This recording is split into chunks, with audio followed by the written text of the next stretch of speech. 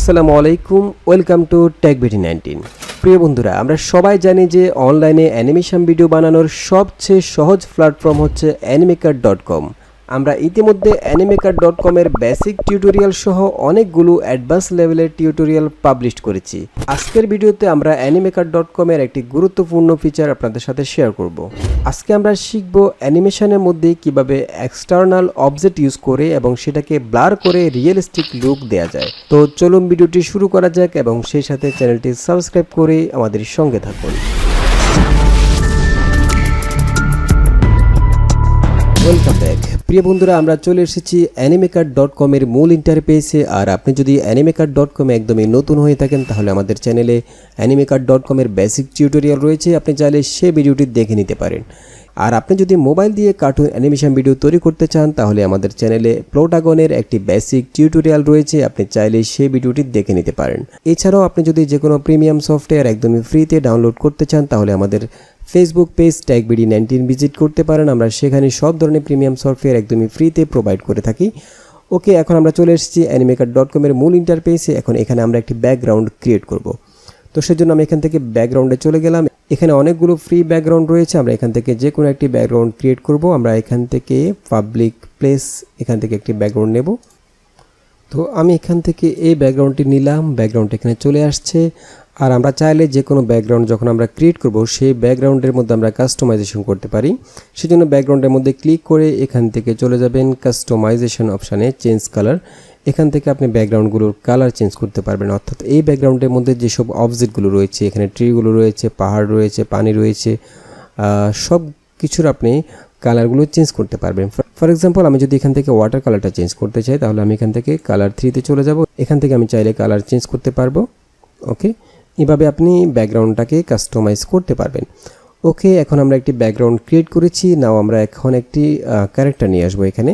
তো সেজন্য আমি এখান থেকে ক্যারেক্টারে চলে যাচ্ছি। ক্যারেক্টারের মধ্যে আমরা এখানে অনেকগুলো ফ্রি ক্যারেক্টার রয়েছে, আমরা চাচ্ছি আমরা যে ক্যারেক্টারগুলো কাস্টমাইজ করে সেভ করে রেখেছি সেগুলো ক্রিয়েট করব। সেজন্য আমি এখান থেকে মাই ক্যারেক্টারে চলে গেলাম। এখানে অনেকগুলো ক্যারেক্টার আমি কাস্টমাইজ করে সেভ করে রেখেছি। তো আমি এখান থেকে এই ক্যারেক্টারটা নিয়ে আসবো।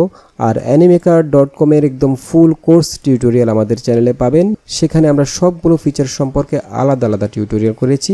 আপনি যদি animaker.com দিয়ে প্রফেশনালি অ্যানিমেশন ভিডিও তৈরি করতে চান তাহলে আমাদের চ্যানেল থেকে ভিডিওগুলো দেখে নিতে পারেন। সেখানে আমরা বিস্তারিত আলোচনা করেছি animaker.com সম্পর্কে।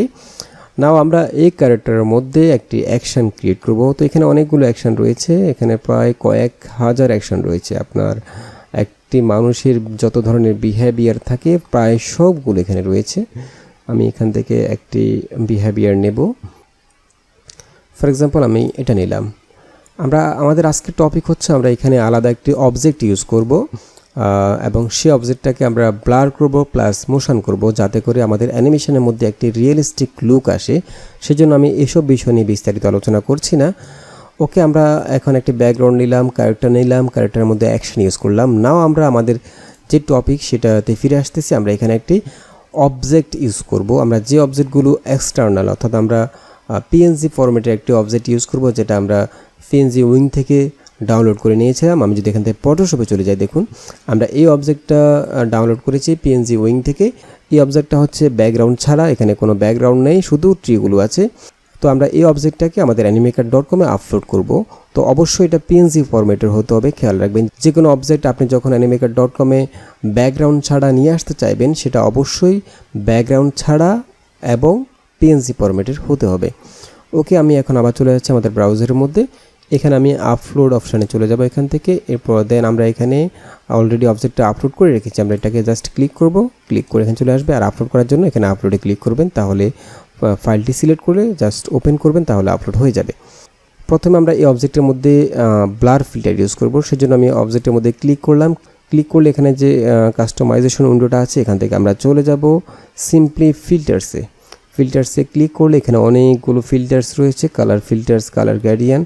আমি এখান থেকে ব্লার ফিল্টার্সই নেব। আমি এখানে ব্লার ফিল্টার্সে ক্লিক করলাম, দেখুন অবজেক্টটা ব্লার হয়ে গেল। আপনি চাইলে এখান থেকে ব্লারটা বাড়াতে পারেন, কমাতে পারেন। আমি আরেকটু বাড়িয়ে দিচ্ছি। ওকে, আমি ব্লারটা বাড়িয়ে দিলাম। নাও আমরা এই অবজেক্টটার মধ্যে অ্যানিমেশন ক্রিয়েট করব। আমরা যাচ্ছি অবজেক্টটা এদিক থেকে এদিকে যাবে স্লো মোশনে। ওকে, সেজন্য আমি অবজেক্টটাকে এখানে রাখলাম এবং এখানে যে প্লে হেডটা আছে এই প্লে হেডটাকে একদম প্রথমে রাখলাম। প্রথমে রেখে আমি এখানে অবজেক্টটার মধ্যে ক্লিক করব। ক্লিক করে এটার মধ্যে আমি স্মার্ট মুভ অ্যানিমেশন ইউজ করব, যাতে করে আমরা এটার মধ্যে অ্যানিমেট করতে পারি, ডান দিক থেকে বাঁ দিকে যাবে। তো সেজন্য আমি এখান থেকে স্মার্ট মুভে ক্লিক করলাম। মুভে ক্লিক করলে এখানে দুটি কি ফ্রেম চলে আসবে, খেয়াল করুন, স্টার্ট এবং এন্ড। স্টার্ট কি ফ্রেমে ক্লিক করে আমি স্টার্ট কি ফ্রেমের মধ্যে অর্থাৎ শুরুতে এই অবজেক্টের পজিশন এবং সাইজ ঠিক করে নেব। আমি চাচ্ছি এই অবজেক্টটাকে আমি শুরুতে এত বড় থাকবে এটা, ওকে, এবং থাকবে হচ্ছে এখানে, ওকে, এখানে থাকবে শুরুতে। একদম শেষের যে কি ফ্রেম সেটাতে আমি ক্লিক করলাম। এরপর এটাকে আমি বড় করে দেবো, আবারও বড়ই থাকবে, প্লাস এটা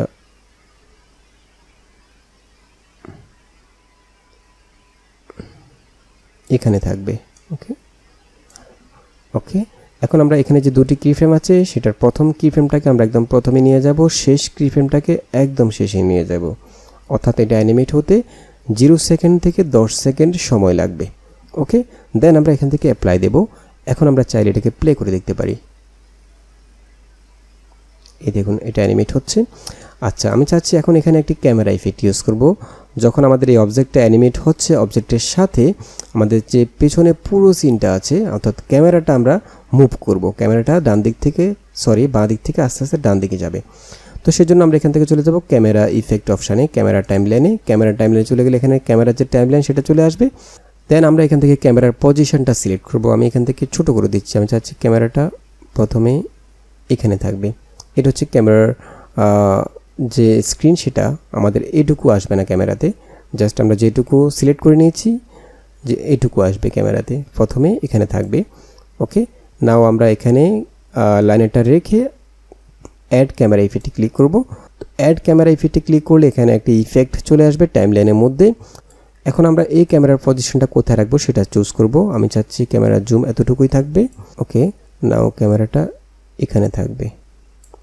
ওকে, এরপর আমরা একদম ফার্স্ট যে কি ফ্রেমটা সেটাকে প্রথমে নিয়ে যাব, লাস্ট কি ফ্রেমটাকে একদম শেষে নিয়ে আসব। ওকে, দেন আমরা একটু প্লে করে দেখি।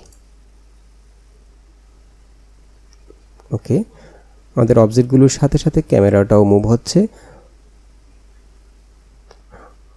অসাধারণ। তো বন্ধুরা, আশা করি বুঝতে পেরেছেন কিভাবে যে কোনো অ্যানিমেশনের মধ্যে আলাদা অবজেক্ট ইউজ করবেন এবং সেটাকে ব্লার করবেন। আপনি যদি animaker.com এই ধরনের অবজেক্টগুলো ইউজ করেন তাহলে অ্যানিমেশনের মধ্যে একটি রিয়েলিস্টিক লুক দিতে পারবেন।